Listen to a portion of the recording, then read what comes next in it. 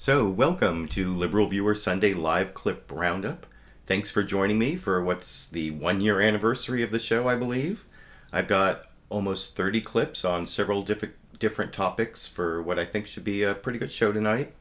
As always, this is my weekly broadcast of the best clips from the Sunday morning news analysis shows from the corporate media here in the United States, along with a little political comedy and along with my commentary between the clips. And as usual, I'll be using clips from the Sunday morning news shows on the regular Big Five outlets of ABC, NBC, CBS, CNN, and Fox News, plus some quasi-news clips from last night's Saturday Night Live on NBC and Friday's Real Time with Bill Maher on HBO. I'll get to a bunch of different topics before the end, including the continuing crisis with Ukraine and Russia, the latest news on Obamacare and the resignation of Kathleen Sebelius. There are a couple clips on Iran and a bunch on U.S. politics and Republican politics, but I wanted to start with what may be a subtopic of U.S. politics, the fight over equal pay for women in the U.S. Congress this week, which was one of several initiatives blocked by the Republicans. Bill Maher joked about it in his monologue on Friday night's Friday night's Real Time on HBO in this clip. No, the Republicans in Congress had quite a week. Just on Wednesday alone, they blocked the Equal Pay Act. They blocked protections for gays in the workplace. They blocked an increase in minimum wage. They even blocked an increase in mine safety. So if you're a lesbian who's digging up coal for $6 an hour, you had a very bad day on Wednesday. Wow, that's a lot of blocking. I don't know if there are any lesbian coal miners working for minimum wage in the audience, but I thought that was kind of an amusing joke in the monologue from Bill Maher. But I also want to cover some of the politics, the real politics of the equal pay issue, even though I do kind of think it's a somewhat manufactured political issue, setting an agenda for the upcoming midterm elections this November, where all the seats in the U.S. House of Representatives and about a third of the seats in the U.S. Senate are up for election, and looks like the Republicans may have a chance to take the Senate. And so I want to show, I think, the only woman in the leadership in the House of Representatives, the only Republican woman in the leadership, Marsha Blackburn, is responding to this whole idea of the Republicans being anti-woman or anti-equal pay for women. Over on Face the Nation, responding to a question from host Bob Schieffer, CBS, in this clip. For women, Sure. there was a lot of debate on that last week. Finally, Republicans blocked it in the Senate.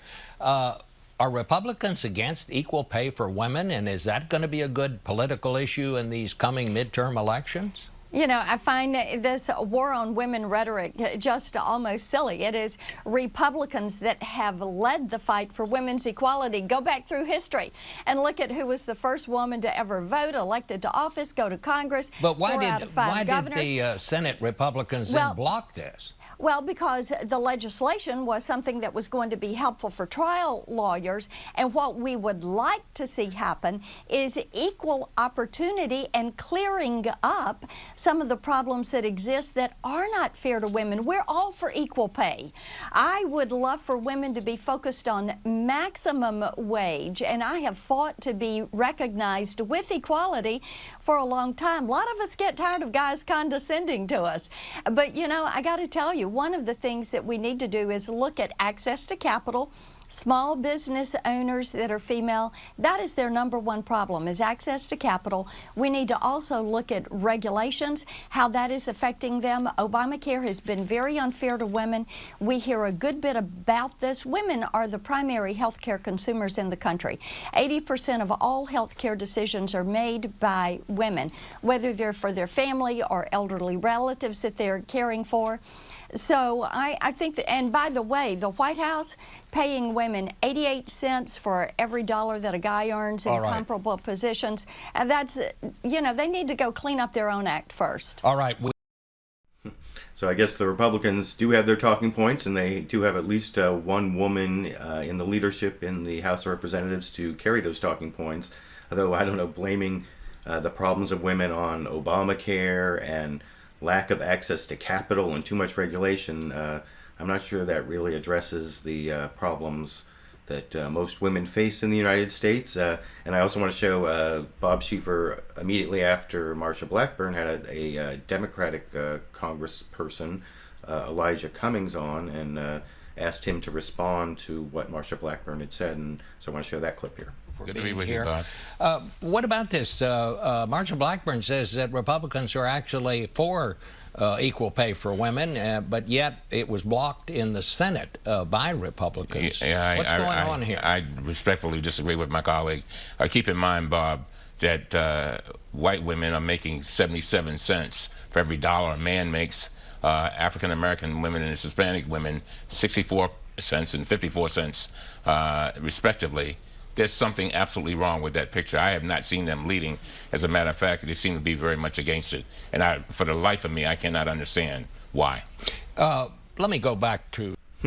So, yeah, I don't know if I really buy much of what Marsha Blackburn was saying, although I do kind of agree with some of the critics of this who have said that it's kind of a political show, that the Democrats are setting up these votes to make Republicans look bad, and so they can have an issue going into the election.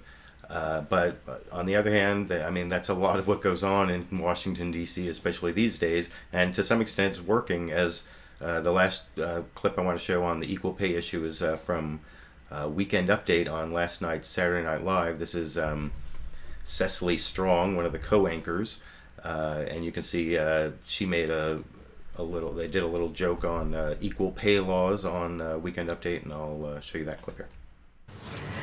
President Obama this week.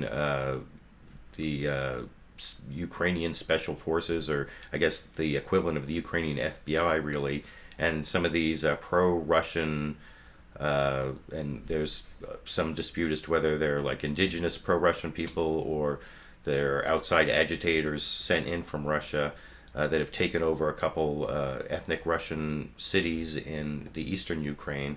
And I'm going to show you a couple reports. First from ABC's This Week. They had a reporter, Alex Marquardt, and then I'll show you the one from CBS. But first, here's a sort of extended reporting on what's going on in the Ukraine from ABC's Alex Marquardt in this clip. Good morning, George. As you just said, this is an extremely significant and dangerous escalation here in eastern Ukraine this morning. Ukraine says units from their equivalent of the FBI have now been deployed to the town of Slavyansk as part of what they're calling an anti-terrorist operation aimed against armed pro-Russia forces that yesterday seized government buildings, including the police headquarters. Ukraine's interior minister says there have been dead and wounded on both sides. At least one Ukrainian officer has been shot and killed. So far, the Ukrainian forces have not been able to attack the buildings. We're about 10 miles outside of Slavyansk on our way there, just passing through many of the new checkpoints that have sprung up around the town. They're manned by pro-Russian activists waving pro-Russian flags, stopping cars, looking inside. At many of them, they're blocking access to the town.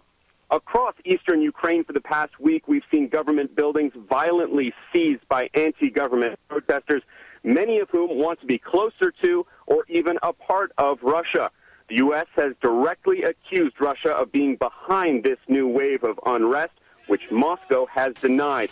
Washington says many of the armed men that we've seen seizing these buildings over the past 24 hours have the very same uniforms and guns that Russian forces had when they annexed Crimea last month.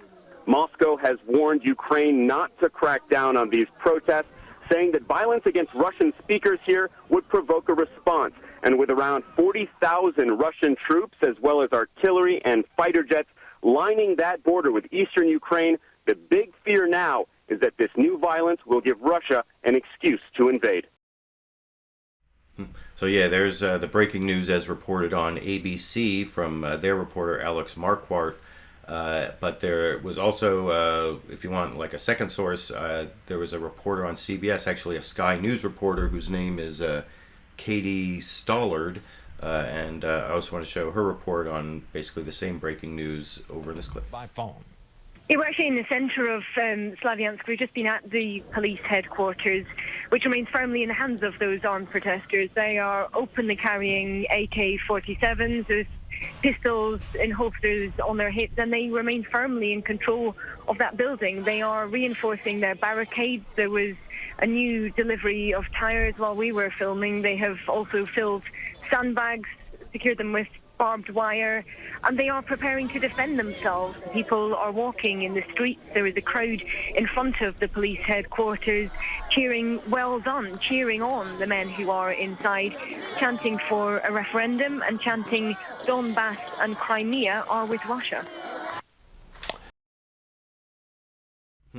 So yeah, that is the reporting both from ABC and then CBS on what's going on in eastern Ukraine with either these Russian, indigenous ethnic Russians or, outside Russian agitators. And as to whether it is Russia that's responsible for it, the U.S. ambassador to the United Nations, Samantha Power, was over on This Week with George Stephanopoulos, and she addressed that particular issue over in this clip. It has all the telltale signs of what we saw in Crimea. It's professional, it's coordinated, there's nothing grassroots seeming about it.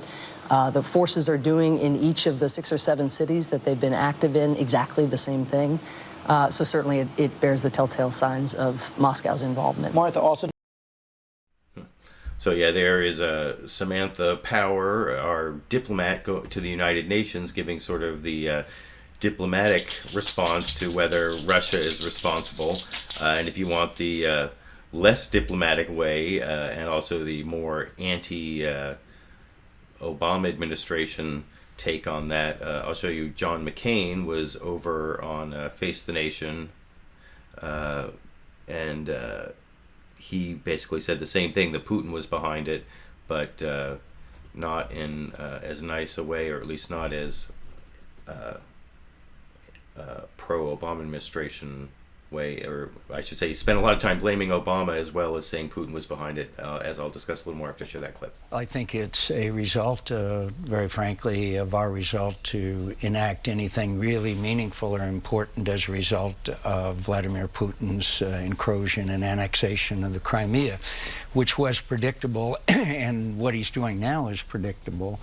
The question, do you think he's behind this, these demonstrations going in there? There is no doubt in anybody's mind, even though he would with a straight face tell the world's press that it was people who bought uniforms and when they went into Crimea. I mean, this is... The State Department seems to agree with you on that. Of course. I mean, there's without a doubt. The question is now, what do we do and what does he do?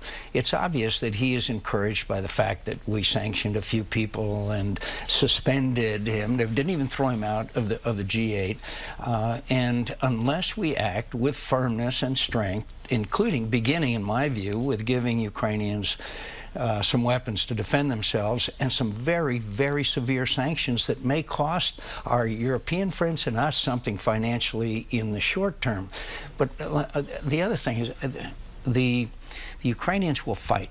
They didn't fight in Crimea, and probably not. But if he starts moving in further encroachment in this way into eastern Ukraine, they will fight. We ought to at least, for God's sake, give them some weapons light weapons with which to defend themselves. So far, this administration has not only not done that, but they won't even share some intelligence with the Ukrainian government.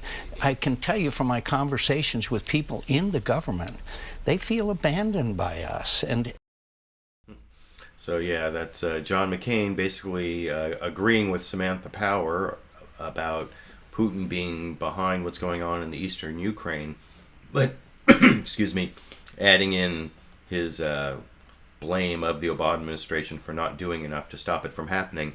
And as to whether the Russians will actually go further into the Ukraine, I can't remember what word John McCain used at the beginning of that last clip. It was some word of like encroachment, but it was, I don't think it was a real English word. He also said like the word result 3 times in a row. If you go back and go back to that last John McCain clip, and at the very beginning of it, he says the word result 3 times, and then some weird version of the word encroach that doesn't exist. But anyway, I also want to discuss whether there are going to be further moves by Russia into the eastern Ukraine. And first, Samantha Power responds to George Stephanopoulos asking about that over on ABC's This Week, over in this clip. Those threats and the initial sanctions did not stop Russia from going into Crimea. Do we believe that Vladimir Putin wants the eastern Ukraine? I think the actions that he is undertaking certainly give credence to that idea. But I will say, in the conversations that we have, of course, they keep insisting, no, that's not what we want, that's not what we want. But everything they're doing suggests the opposite. And so there's Samantha Power saying they're saying no, but it looks like yes. And then, of course, John McCain addressed that exact same question back over on Face the Nation in response to a question from Bob Schieffer in this clip. Officials estimate that the Russians have close to 50,000 troops, we're told now, on the Ukrainian border. They say those forces could move in less than 12 hours if they chose to. Satellite photos showing Russian jets parked tip to tip, wingtip to wingtip, and tanks and infantry fighting trucks lined up in fields. Do you think they're actually going to move into Ukraine? I think he's weighing the cost-benefit right now. The options that he has continue this fomenting this discontent, which, by the way, every day that goes on prevents the government in Kiev from making the changes and reforms and election coming up. He's already dislocating and disturbing them and their ability to restore the economy. But one is to continue this and have kind of a de facto autonomous area. The other is to go all the way to Kiev. Some believe that. The other scenario is to go south and go across to Moldova, where he has 1,400 Russian troops already in Transnistria, thereby making Ukraine a landlocked country. His actions will be gauged by our reactions. But he's obviously, with all his troops massed there, he is keeping those options open. And for us to keep talking about off-ramps, look, right now he's going full speed ahead down the freeway. And there is no tangible evidence of him having to pay a significant penalty. And by the way, severe penalties of sanctions can have an effect on their economy. They have a very fragile economy. It's the 13th largest. It's a gas station masquerading as a country. So there are many actions we can take. But so far, there's been a lot of talk and no action. Remember what... So yeah, there you can see John McCain, Senator John McCain, one of the biggest critics of the Obama administration on their lack of attacking people, basically. It doesn't, I guess, or not being militaristic enough when it comes to Syria, when it comes to Ukraine, for a while even in Libya, and then kind of flip-flopped on that one. But that's kind of the right-wing Republican foreign policy attack on the Obama administration, that they somehow, their weakness is what is stopping or not stopping Vladimir Putin from taking over more of the Ukraine. And that seems to be like a real possibility, even though in previous shows when I've covered this, it seemed like there was some good possibility that he was going to stop with Crimea. And then there's that whole thing about making Ukraine landlocked. I don't know about that. But on that Republican argument that it's the weakness of the Obama administration that is causing Vladimir Putin to go into the Ukraine, I mean, there are some good factual rebuttals to that, especially, about how Vladimir Putin also went into Georgia when George W. Bush was in office, and we had done all this stuff then. And also, it doesn't necessarily have to do with the United States at all, but to the extent it does, I think you could make as good an argument that it is the loss of the United States' moral authority. And I've talked about that on previous shows through, not just our invasion of Iraq, but a lot of other things we've done over time. And there's a clip from HBO's Real Time with Bill Maher, where I thought Bill Maher addressed, I can't remember if it specifically applied to Ukraine, but he talked about the loss of U.S. moral authority, and he dated it back to like a high point of U.S. moral authority I hadn't really thought about that I'll talk about a little more after I show that clip here. We kill Americans here. Well, I mean, yeah. we put Americans in jail who don't belong in jail. We have a hard time making the human rights case anymore, like we once did. I mean, we used to have a better case. You know, right after the Nuremberg trial, we did something no other country ever did. We could have just hung them, and we said, no, you deserve a trial, even though you're not Nazi vermin. Right. So taking the high road has gone. So yeah, I thought that was kind of interesting. I don't know if people agree with that the height of U.S. moral authority was the Nuremberg trials at the end of World War II. I mean, there are a lot of times, I mean, we were still kind of a segregated country at that point, so we lack moral authority in some other ways that we gained through some progress we made after the end of World War II. So I'm not sure exactly when you can pinpoint the height of U.S. moral authority, but I do think we've lost some, and that also has to do with our inability to rally other countries to our side and opposing the immoral actions of other nations. There, of course, it's not just moral authority. There are a lot of other reasons, and the growth of the multipolar world and all sorts of other things. But on the subject of loss of moral authority, there was one other clip from HBO's Real Time with Bill Maher on that. They weren't really talking about moral authority, but Bill Maher had this San Diego Republican, Duncan Hunter, whose father used to represent San Diego in the Congress, and now he does, and he's also like a former Marine, and he's really right-wing and pro-military, and he said some things about Iran. This is one of a couple clips I'm going to show on Iran. He was quoted, or he said, I think on the floor of the House or on C-SPAN, that we needed to use tactical nuclear weapons to get to the deep underground nuclear facilities in Iran, which I think is kind of crazy, but he defended and wasn't really questioned that heavily about it over on Real Time on Friday, which I'll talk about a little more after I show the clip here. because there's something I want to ask you about that you said on C-SPAN. You said if we have to hit Iran, you don't put American boots on the ground, you do it with tactical nuclear weapons. And I noticed a couple of weeks ago, Sarah Palin said something about when Putin went into Crimea. She said the only thing that stops a bad guy with a nuke is a good guy with a nuke. Sheldon Adelson, the 8th richest man in the world, who all the Republicans are courting, suggests that, listen, you see the desert out there? He's talking about Iran. What we do is we drop a nuke in the middle of it and say, see, the next one is in the middle of Taran. We mean business.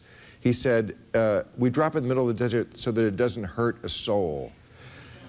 And I'll add one more. Aaron Sorkin on the West Wing said, when did our nuclear arsenal become like grandma's fine china? Suggesting that we use it more? Just say.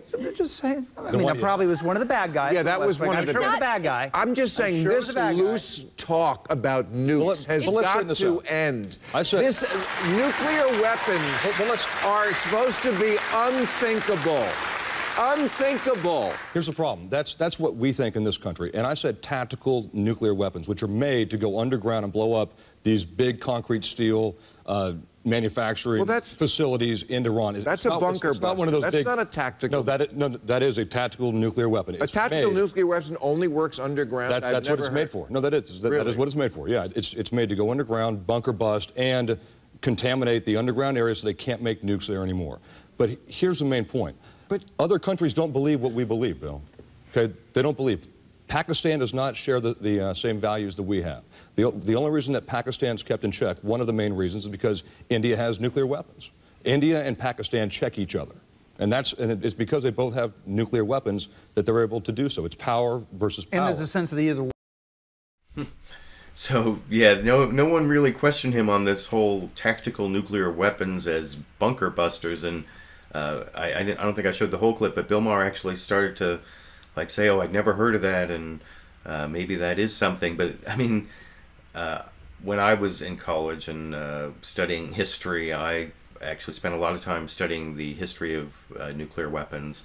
And I know about, the comprehensive test ban, how, first there was aerial testing, then there was underground testing. And even underground testing has some consequences to the environment. And the kind of bunker buster he's talking about, there are conventional bunker busters that they're basically bombs that are supposed to go and penetrate some distance into the earth before they explode, because they're supposed to take out underground facilities. And there are nuclear versions, tactical nuclear weapons that do that. But the thing is, they create a hole on the way down, and it's not like there's no atmospheric fallout when they explode. Just because they penetrate first and then explode, it's not like a contained underground nuclear test. So that whole argument is really disturbing. And the fact that we have people who are, supposedly responsible members of Congress, I think he's must be like I think he's on the Armed Services Committee, because he's a former Marine, and that was, I know his father was big on the Armed Services Committee before he retired. Anyway, that I found that whole clip disturbing. And on the subject of Iran, there was actually some news from the Obama administration that they said they were not going to allow the Iranian ambassador to the United Nations into the United States, and there's only like a minor exception to a treaty that the U.S. has to obey. And I'll talk about that a little more after I show the clip.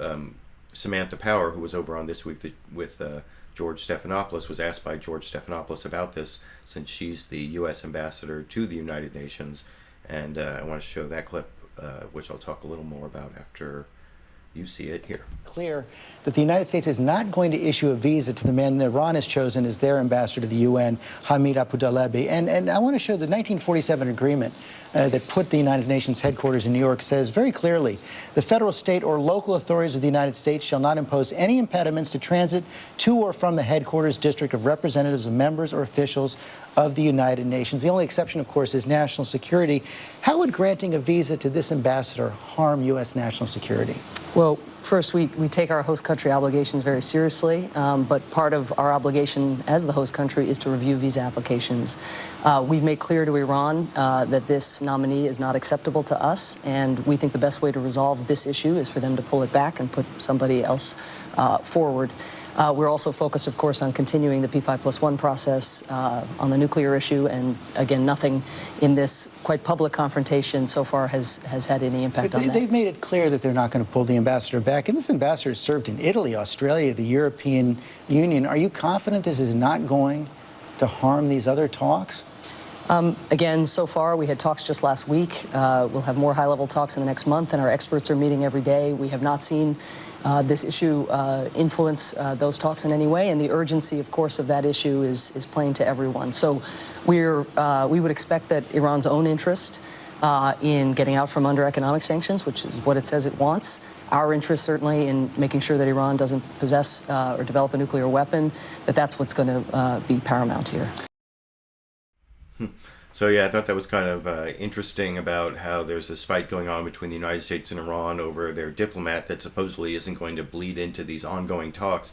If you remember, months back, I did several shows on the interim agreement between the United States and Iran, where the United States lifted a few sanctions and Iran froze some enrichment of uranium, and there's supposed to be a final agreement, and that's being negotiated right now. And I guess this whole flap over the diplomat who is supposed to come to the United Nations so far isn't affecting that. So that was important news this week that I just wanted to point out. That was not covered at all on Fox News Sunday. The whole equal pay issue, of course, was not covered at all on Fox News Sunday. The issue with Ukraine, not covered on Fox News Sunday. I want to show you the issues that were covered on Fox News Sunday. Of course, I told you Kathleen Sebelius resigned, so that means something negative or that could be spun negative about Obamacare was in the news, so that is the lead story. And then there was a story that nobody else covered. I'll talk about that a little more after. This is just the introduction to Fox News Sunday I want to show you in this clip. I'm Chris Wallace. 2 weeks after the close of Obamacare enrollment, HHS Secretary Kathleen Sebelius steps down. There are 7.5 million people across the country that have the security of health insurance, and that's because of the woman standing next to me here today. I think this resignation is the latest indication of what a disaster Obamacare has been. We'll discuss Sebelius, the president's nomination of Budget Director Sylvia Burwell to replace her, and where Obamacare goes from here, with two members of the Senate committee that will hold confirmation hearings, Republican Tim Scott and Democrat Sheldon Whitehouse. Then Republican leaders pursue criminal charges against Lois Lerner for her role in the IRS targeting scandal. There's reason to believe that Lois Lerner committed crimes. What they're doing with this hearing is essentially politicizing this issue. We'll talk with two members of the House Ways and Means Committee, which voted this week to send Lerner's case to the Justice Department. The committee's top Democrat, Sander Levin, and Republican Charles Boustany. Plus, our Sunday panel discusses whether the IRS scandal stops with Lerner. So yeah, that was Fox News Sunday. They didn't have equal pay, they didn't have Ukraine, but they led with Kathleen Sebelius resigning, which was covered on the other shows. And then this whole Lois Lerner IRS thing, which wasn't covered on any of the other shows. And I'm not even sure what the news was. This contempt, this holding Lois Lerner in contempt thing is, I mean, it's something that hasn't been done since the McCarthy era to hold someone in contempt for taking the Fifth Amendment, refusing to testify on the grounds that it might incriminate you. That's actually a constitutional right. So I thought that whole thing was bogus, and I'm not really going to cover that. I'll have one clip from George Will on the whole IRS scandal later. But the Obamacare thing, or the fact that Kathleen Sebelius announced that she was going to resign and was going to be replaced by the former director of the budget, that is actual real news. And I kind of like the way that it was framed on Fox News Sunday. Of course, they had two senators, Tim Scott and who's the other one? Tim Scott and Sheldon White, the two senators who are on Fox News Sunday to talk about this. And you can see that Chris Wallace, the host, framed it as did she have to go? That was the question that he asked to both of them.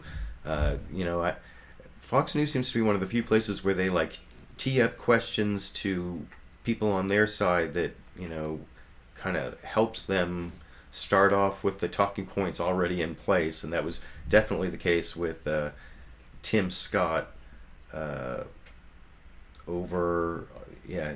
Fox News Sunday in this clip. Senator Scott, after the disastrous rollout of Obamacare, did Kathleen Sebelius have to go, and how do you explain the timing of her resignation? Well, there's no doubt that she had to go. When you think of healthcare.gov being synonymous with failure, there's has to be changes. The real question that we should be asking ourselves is, as we look at the upcoming confirmation hearing, will the next secretary have the Americans first, or will they have the administration's policies and trying to carry the water for the president as their primary responsibility?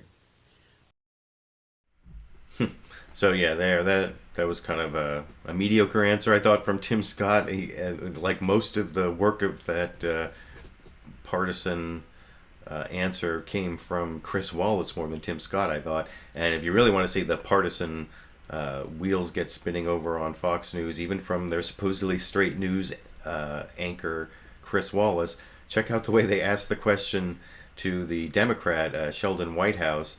They queued it up as not only blaming Kathleen Sebelius for the failure of Obamacare, which given there's this one clip I decided not to show where Robert Reich and some other people, who was a former cabinet secretary in the Clinton administration, were talking about how all the power for this stuff is actually at the White House. The cabinet secretaries don't have a lot of power to change this kind of thing. So to hold Kathleen Sebelius responsible for what happened with the website isn't really fair, given that she didn't really have that much power over it. There was definitely a lot of failure with the website, but Kathleen Sebelius specifically isn't really the one to blame, according to a lot of the analysis I've seen. But over on Fox News Sunday, they not only were blaming the failure of Obamacare on Kathleen Sebelius, but they were kicking her on the way out, blaming her for typos and missing pages and speeches, and Anyway, I'll talk about that a little more after I show that clip here. Well, I think it's fair to say that all of the glitches with the website followed Sebelius right through her resignation. Here she was on Friday in the Rose Garden. Their stories are so heartening about finally feeling secure and knowing they can take care of themselves and their families. Unfortunately, a page is missing. And that night, Sebelius sent out this email: I will be passing the baton to my friend and colleague, Sylvia Burrell. In fact, the woman that was named to replace her is Sylvia Burwell. Senator Whitehouse, did Sebelius have to go, and what do you make of the timing of her resignation? Well, I think she gave a lot of good service to the president and to the country. She was there nearly 6 years in an extremely tough job at a very consequential time through the whole health care bill, through the rollout with all its malfunctions. I think it probably is a good thing to have a new face going forward. And Sylvia Matthews Burwell is a very good choice. She has a lot of goodwill on the Republican side, and she has a lot of experience and ability. She was President Clinton's deputy chief of staff. She was Treasury Secretary Rubin's chief of staff. She had an important behind-the-scenes role in the recent budget agreement. She brings a strong set of credentials. So a little bit of Democratic talking points did sneak into Fox News Sunday there. I wanted to show that, but it wasn't from lack of effort from Chris Wallace there to try to keep things on the partisan Republican talking points, I think. I mean, as usual, I have links to the entire broadcast on just about everything I show. HBO's Real Time with Bill Maher is not available in full online. I think if you have cable, you can get it through HBO to go, and I do have HBO, so I can watch it. But I have links to everything else that I take clips from, where you can watch the entire episode yourself. And so you watch the Fox News Sunday, and you notice how Chris Wallace started that last question with "to be fair," which seemed a little ironic to me. But before I leave the whole Obamacare, Kathleen Sebelius resignation question, I want to show one clip from Meet the Press. This is actually the only clip I have from Meet the Press. I think mainly they spent a lot of time covering the 1-year anniversary of the Boston Marathon bombing, which I'm not saying I don't care about, but I'm not sure it's really news, the 1-year anniversary. So the one clip I want to show is they actually had Kathleen Sebelius. It was actually Andrea Mitchell had done an interview with Kathleen Sebelius post-resignation, and she asked the question, were you pushed or did you jump, basically, which is a little fairer than did she have to go, I think, but it's kind of the same question, I guess. And here's how Kathleen Sebelius described why she's leaving the Obama administration in this clip. It's Washington, after all. People are asking, were you pushed or did you jump? Well, actually, I made a decision at the election that I couldn't leave, along with a lot of my colleagues who left at the end of the first term. That did not seem to be even a topic to consider, since there was still one more chapter in this Affordable Care Act that needed to roll out, and that had been one of my responsibilities as the Secretary of Health and Human Services. So staying on made good sense to me. I also thought that at the end of open enrollment was a logical time to leave. There is never a good time. There's going to be another open enrollment. There are changes down the road. But the President and I began to talk, after the first of the year, and I went back to him in early March and said, I'm really optimistic we're going to meet the targets. The enrollment is going well. The site is working well. I think once we finish this first chapter, you really should begin to look for the next secretary who can be here through the end of your term. And that really wasn't a commitment I was willing to make, and he knew that. Did he try to talk you out of it? Well, it made it pretty clear that that really wasn't an option to stay on. I mean, I thought it was fair to either commit till January of 2017 or leave with enough time that he would get a strong, competent leader. So yeah, there is Kathleen Sebelius herself explaining why she's leaving as Health and Human Services Secretary. Those kind of announcements are always viewed with skepticism. The whole wanting to spend more time with my family, though I didn't hear her actually say that. But I guess it kind of makes sense that she couldn't commit to go to the end of the Obama administration, and whether she was pushed or she jumped, well, you just saw the clip yourself. If you think she was being sincere or you think she was giving a cover story, I'll leave that up to you to decide. I've got a comment from someone several episodes back about how I'm too credulous of what people are saying on the shows, and that I should be more cognizant of the fact that all these people are lying all the time. And I don't know, I think I'm skeptical. I think I point out some of the things that I think are more obviously dishonest, although I don't know, I also like to give people the benefit of the doubt. Maybe I am a little too credulous. I should be more cynical after all these years. But anyway, speaking of being cynical, I wanted to move on to the issue of politics. There was some question or some discussion on most of the shows about not only the upcoming congressional elections in 2014, but even some talk about the 2016 election, especially about the ongoing split in the Republican Party and how that's going to affect things. First, I want to show a couple clips from CNN's State of the Union with Candy Crowley. She had both the Democratic congressperson and the Republican congressperson who are head of their respective campaign committees, who are basically responsible for getting more Democrats elected to the House or more Republicans elected to the House. And she basically asked both of them to give their spin on why it is that it's going to be a good year for their side. And I think she confronted the Democrat, let me make sure, who was it? Steve Israel from New York, I believe, was the first congressperson who she posed the question to, and I think she confronted him with a few more negative facts for Democrats. But anyway, here's that exchange between Representative Steve Israel and CNN's Candy Crowley in this clip. Going on. Yeah, and our job is to elect Republicans to office. Tough climate, no question about it. Won't sugarcoat it, but climate's changed. I remember in October when the Republicans shut down the entire federal government, a lot of pundits and prognosticators and experts were predicting that we would win 50 seats. 3 weeks later, over the rollout of a website in the Affordable Care Act, the same pundits were saying that we were going to lose 50 seats. Climate's change. I mean, if 3 weeks made a difference, who knows what the next 7 months will bring. I want to put up, this is a CBS News poll. Are you excited about voting in November? Republicans, 70% of Republicans said they're excited. 58% of Democrats said they were excited.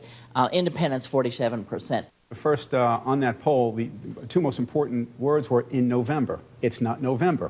We are the Democratic Congressional Campaign Committee, not Climate Committee. We don't worry about the climate. We build out campaigns.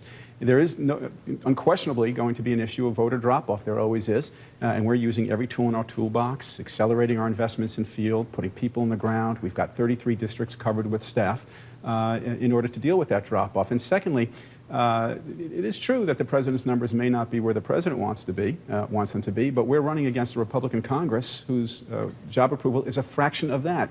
There is a new history being written in this midterm, the least popular Republican Congress in history. Which is? So yeah, there is the Democratic spin on how they're going to try to run for Congress in 2014 from the Democratic congressperson responsible for getting Democrats elected to the House of Representatives. And I think Candy Crowley was correct to show that poll about who's more excited, because that's in an off year, non-presidential election year, the turnout is really what's most important. And that's what is going to really hurt Democrats, is if they can't get enough of their voters out. And it's more like 2010 than like 2012. And I want to show the Republican who was also on with Candy Crowley. His name is, I think it's Greg Walden, is it? he's in charge of getting Republicans elected to the House of Representatives. And here's and sorry, I started playing this clip by mistake when I started playing that last clip, but here is the right time I wanted to play the clip from Republican Congressperson Greg Walden on CNN's State of the Union with Candy Crowley here. Going on. Yeah, and our job is to elect Republicans to office and make sure that there's a check and balance on the Barack Obama administration in Washington. And we're focused on jobs and the economy, trying to grow both. We're focused on energy development and energy export. We're focused on the things that really, when you get home, people care about, solving problems, trying to grow the economy, because the economy under President Obama has not been that stellar. Certainly, we had one of the worst recessions, but one of the slowest recoveries out of it.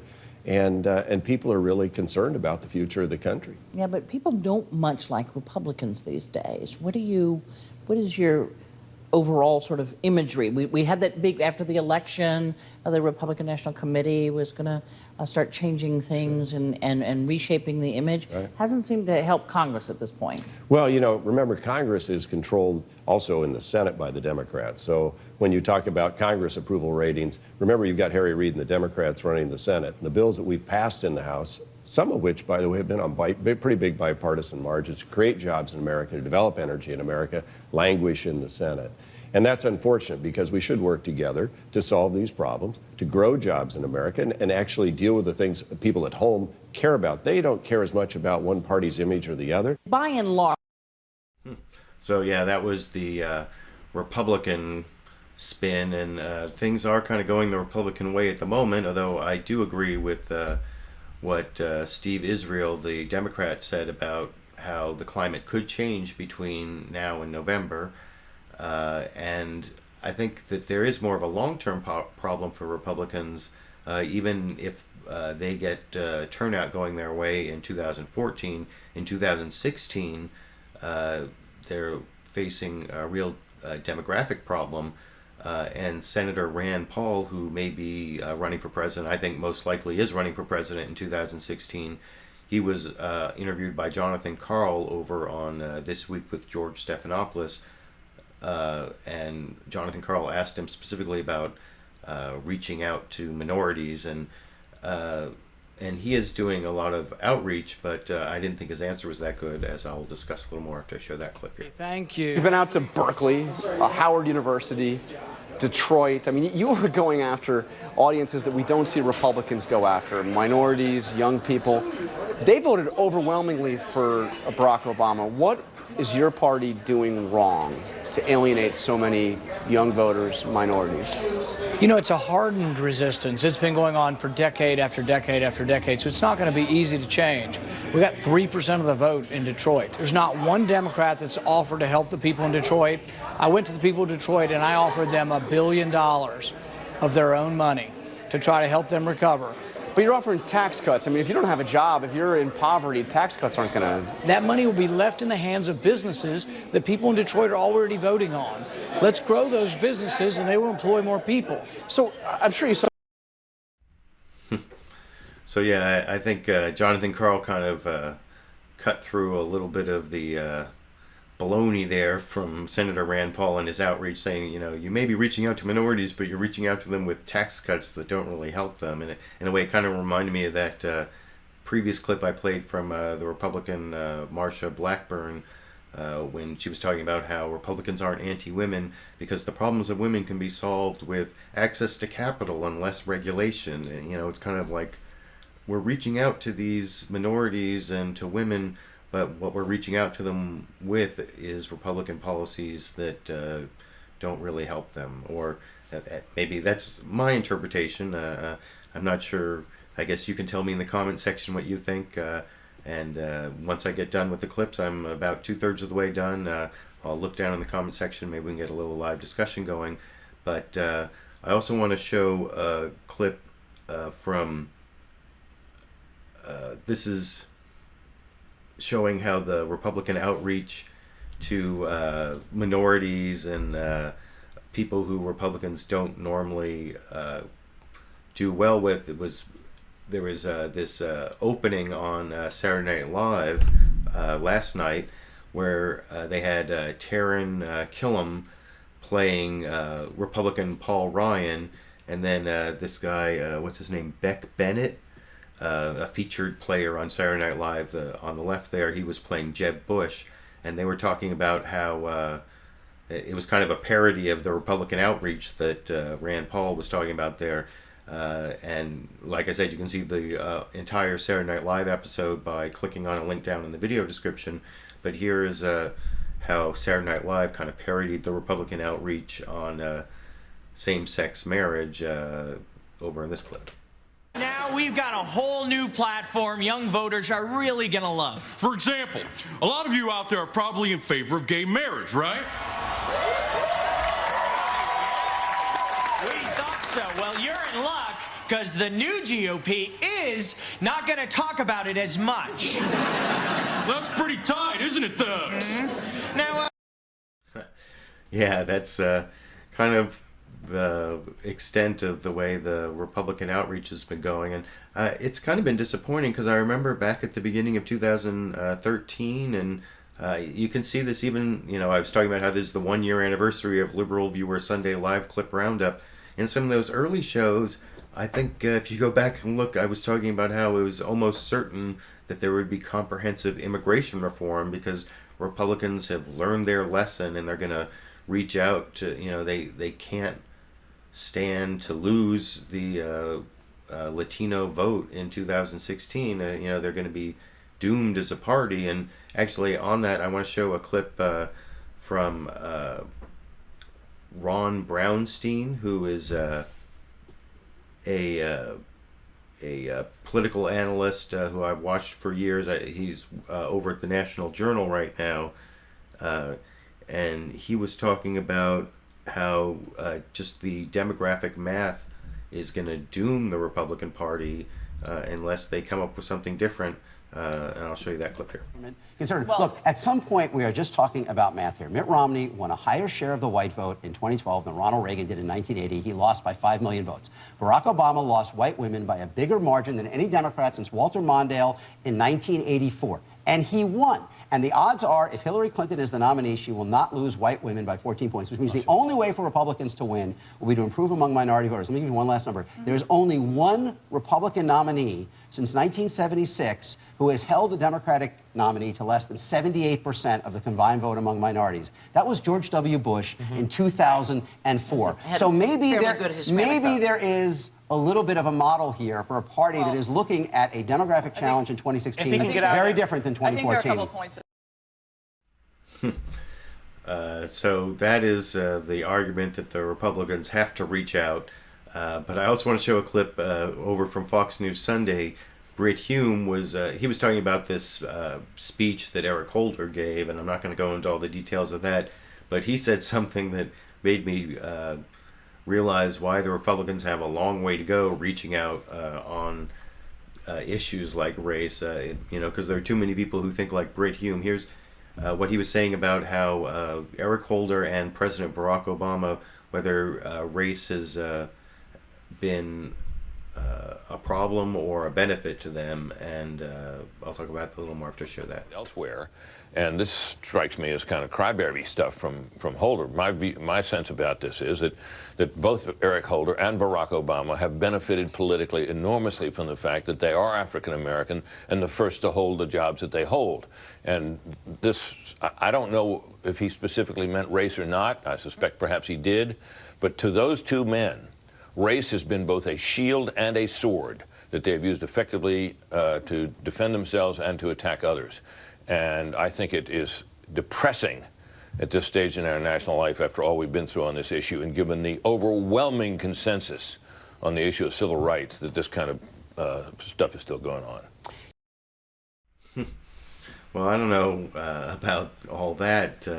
I mean, that President Obama and Eric Holder use race as a shield and a sword, and there's like no downside to it at all. I mean, I think there are people who possibly voted for Obama for president because he was the first African American president, and that was some benefit to him. But I think that there are also people who in the United States who would never vote for an African American, and I don't know exactly how many of those people would vote for a Democrat for president, or if there could have been won over by any other Democratic candidate running for president. But there's a downside, and there may be some benefit. But to talk all about the benefit and never mention any downside of race or being a minority in the United States, I think that is symptomatic of what's a problem for the Republican Party. And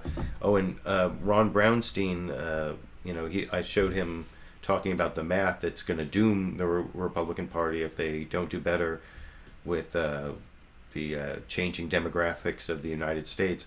As I said, he was at the National Journal, and the National Journal actually broke some news about the split in the Republican Party this last week, that there's sort of a possible plot to oust John Boehner as Speaker after the election in November, but it didn't seem like there was much to it. But I want to show that clip, and then I'll talk about it a little more here.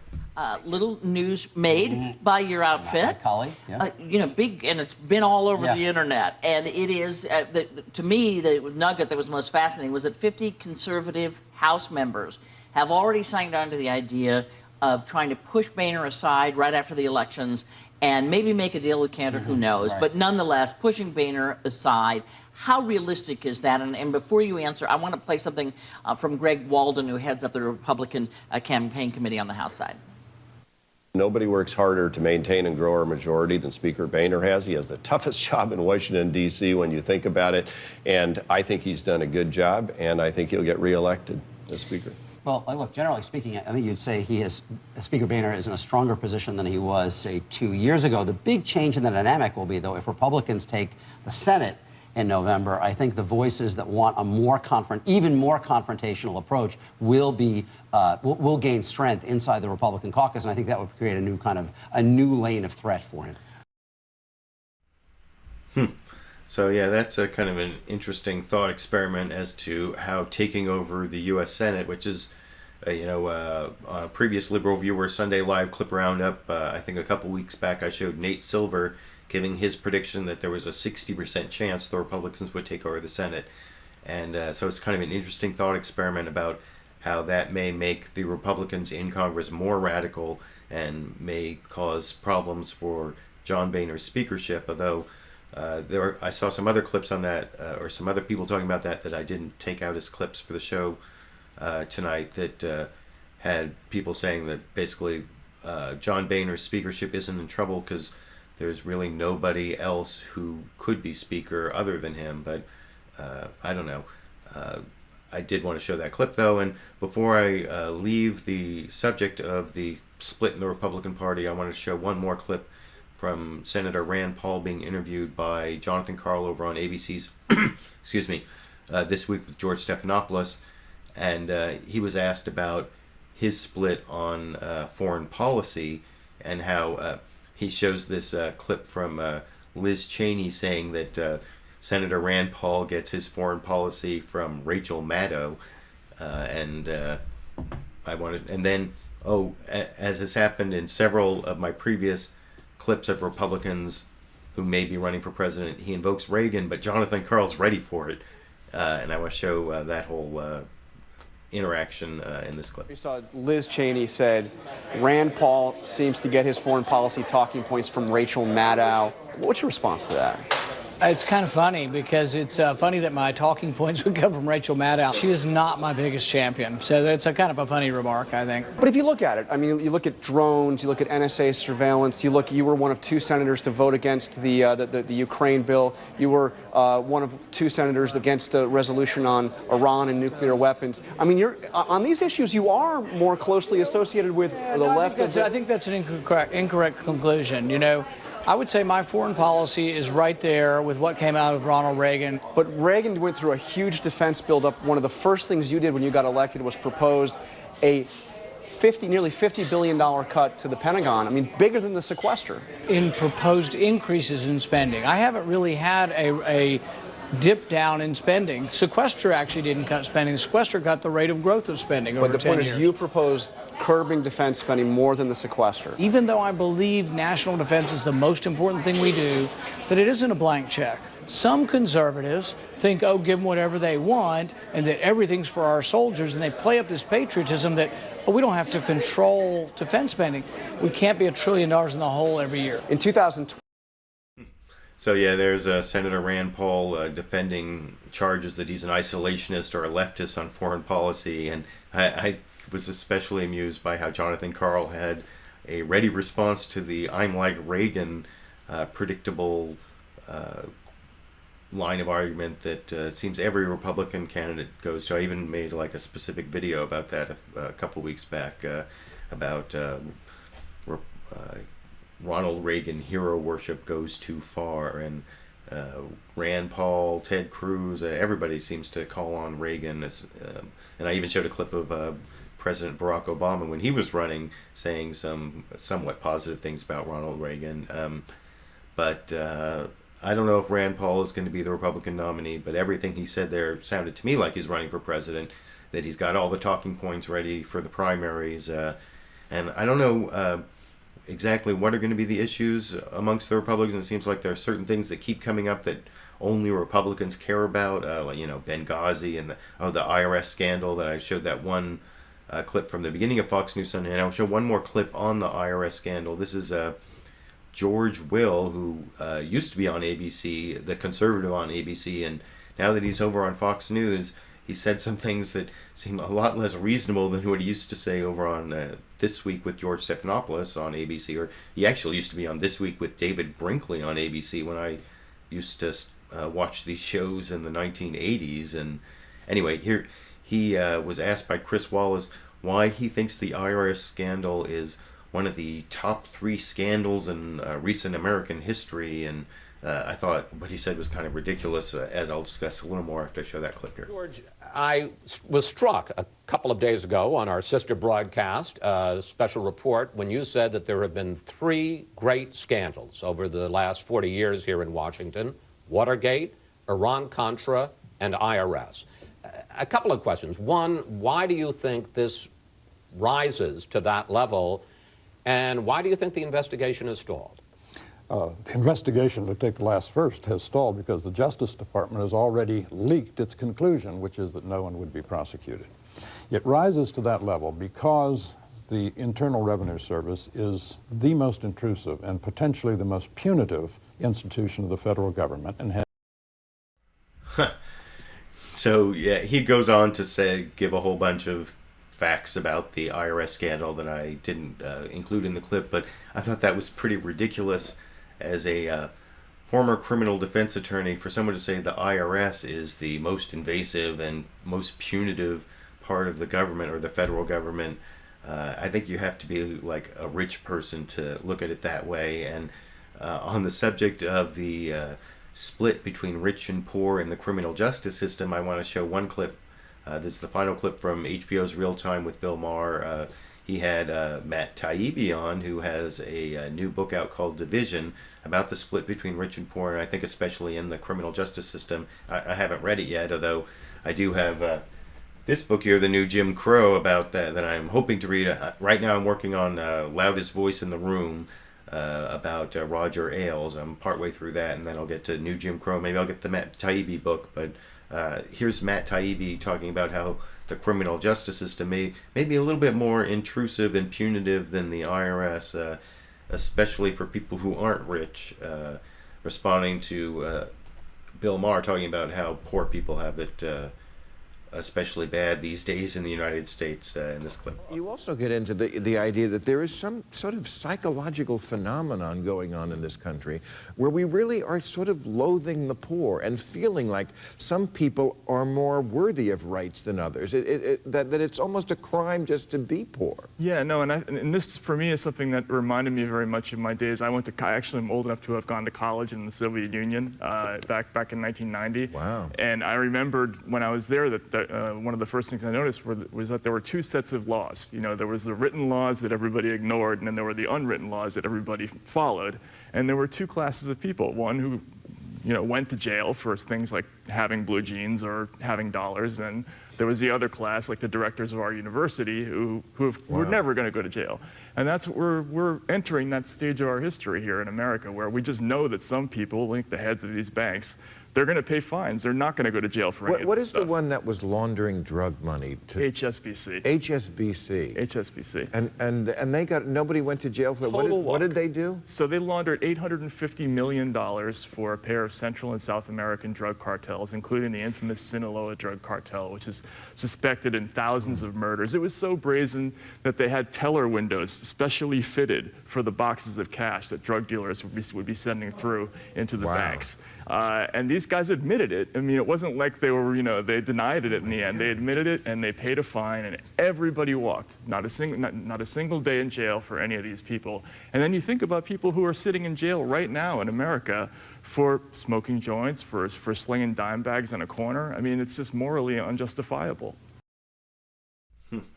Now, I definitely agree with Matt Taibbi there about the difference between rich and poor in our criminal justice system, having been a public defender for about 5 years in a couple different states here in the United States. For those who don't know, a public defender is someone who represents people who are accused of crimes but can't afford a lawyer. You know how in the Miranda rights they always say if you can't afford a lawyer, one will be appointed for you at no cost to you or whatever. Well, that's part of your Sixth Amendment right to counsel.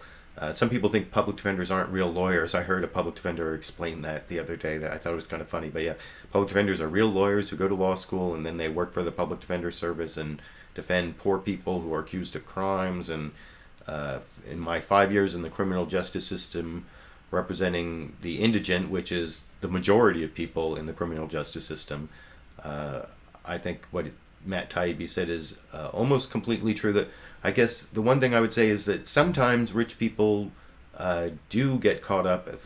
Celebrities and rich people can get convicted. There are big cases where they don't. They certainly have a lot more resources to exercise the rights that everybody's supposed to have, but only rich people seem to get to exercise, the right to have a trial, which most poor people, they sit in jail and they're public defenders, maybe a lawyer with a lot of experience, but doesn't have a lot of resources to get investigators and experts to help with the case the way someone who's rich does. And then I think there is a lot to what Matt Taibbi says that a lot of white-collar crimes just never even make it to that point.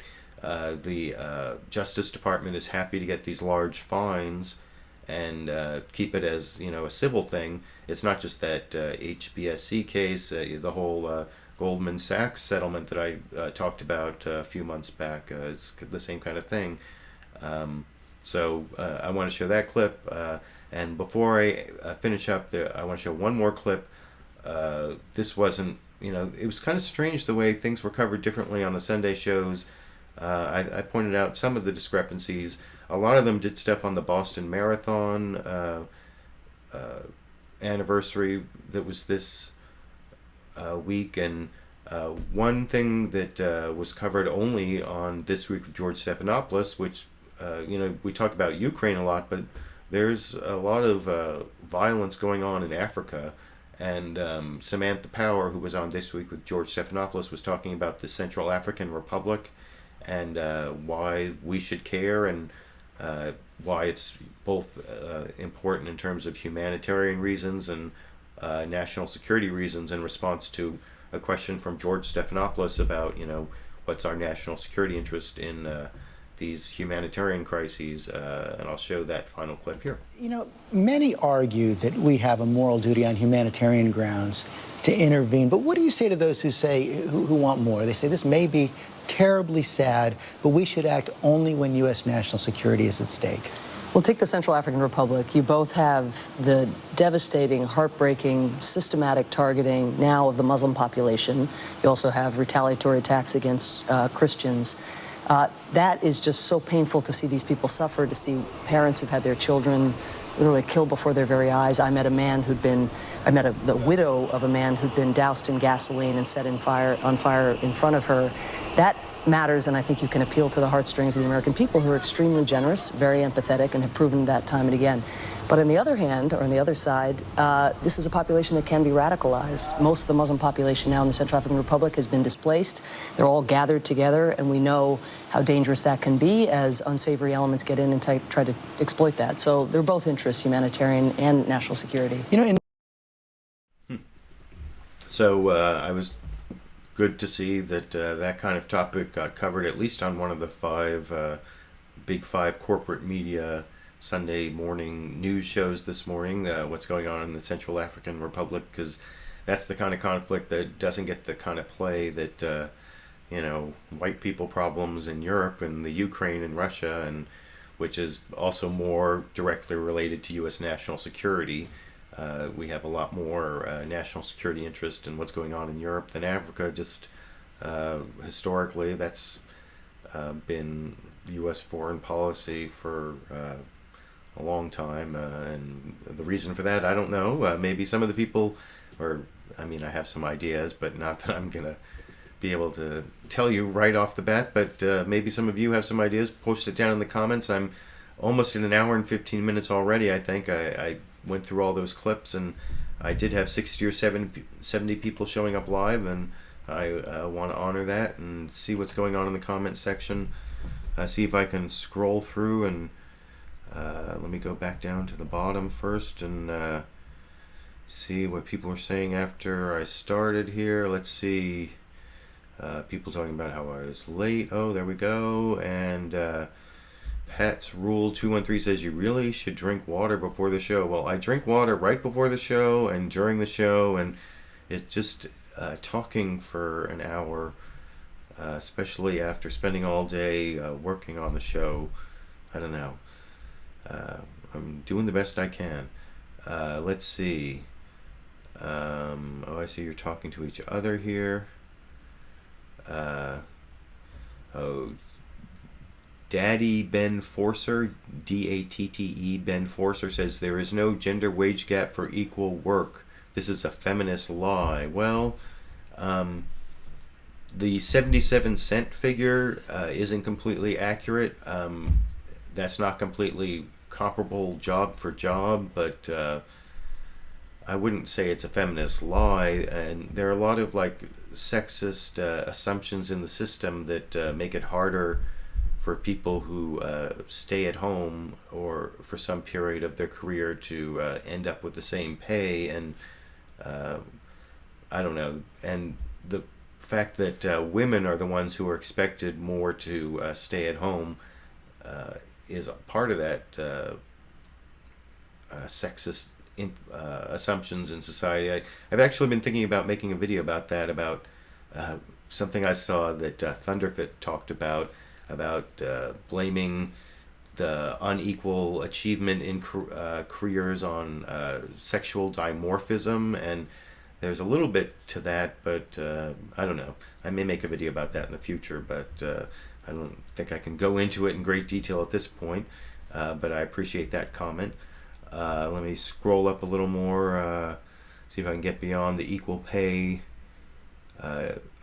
Someone was talking about sexual dimorphism in the comments way back almost an hour ago, so I guess that is not completely off the wall. More equal pay. Let me scroll up a little more. Herp and Derp says Putin has East Ukraine. Well, that's kind of a good point, because and then JRM 102 says Putin does want East Ukraine. He wants it. He has it. Well, I think he has what they call hegemony over a lot of Ukraine, and I don't know exactly how that's going to work out, because he's got before this whole crisis, he actually had a pro-Russian president in Ukraine, Viktor Yanukovych, and he had to flee the country. So that is kind of a big loss for Putin, and everything he's done since then is kind of mitigating the damage to what was his real plan. And I think he's got Crimea, but Crimea is actually an economic drain on Russia. They have a lot of problems that they have access to the warm water port and stuff that Russia wants, but they also are an economic drain, and this whole Ukraine crisis for Russia is not the best outcome that Putin wanted. I talked about this on previous shows, but let me scroll up a little more, see if I can find a couple more comments before I finish up. NO8549 says, wow, didn't know there was a Duncan Hunter Jr. Well, I actually looked this up. His father had a different middle name. I can't remember. One is like Duncan Lee Hunter and one is Duncan something else. So it's not actually a junior. It's like George W. and George H.W. Bush. They have different middle names, but yeah, they're both Duncan Hunters. So let me see. Scroll up to... Pat's Rules 213 says LV did a video about how Japan was the victim in World War II. Well, I don't think that is an accurate description of any video I made. I did make a video called Hiroshima Right or Wrong, which is a very popular video of mine based on a paper I wrote when I was an undergraduate in history. But I didn't say Japan was a victim. I mean, Japan was definitely not a victim in World War II. It was about whether the dropping of the atomic bomb on Hiroshima and Nagasaki, whether that was militarily necessary, and whether it was moral, and whether anyway, I don't want to go into all that, but I didn't say that Japan was the victim in World War II. So let me see if I can find one or two. I'm like well over time here. People talking about Sebelius. Dragon Ivan says, am I the only one who thinks Scott's head looks strange? Well, I didn't really notice that, but and he also said, personally, if I was in Sebelius' shoes, I would have left too before getting thrown to the speculation machine before the next election cycle. Well, I don't know what's the truth behind that, but I thought I would show the clips. And anyway, I think that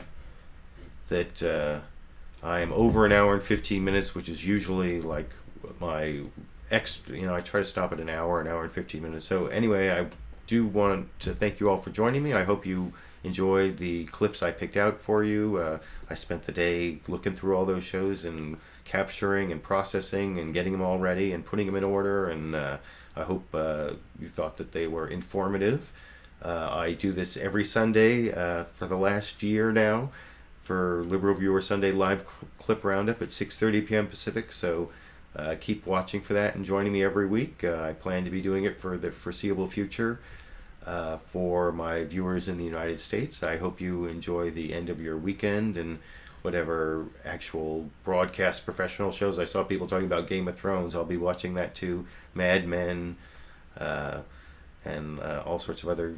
there are a couple of Nurse Jackie, I think, is premiering tonight as well, and Californication I even watch. So enjoy those if you're a United States premium cable viewer like I am, and for my viewers in Europe and in other time zones, Australia, New Zealand, where I think it may already be Monday in the beginning of the week.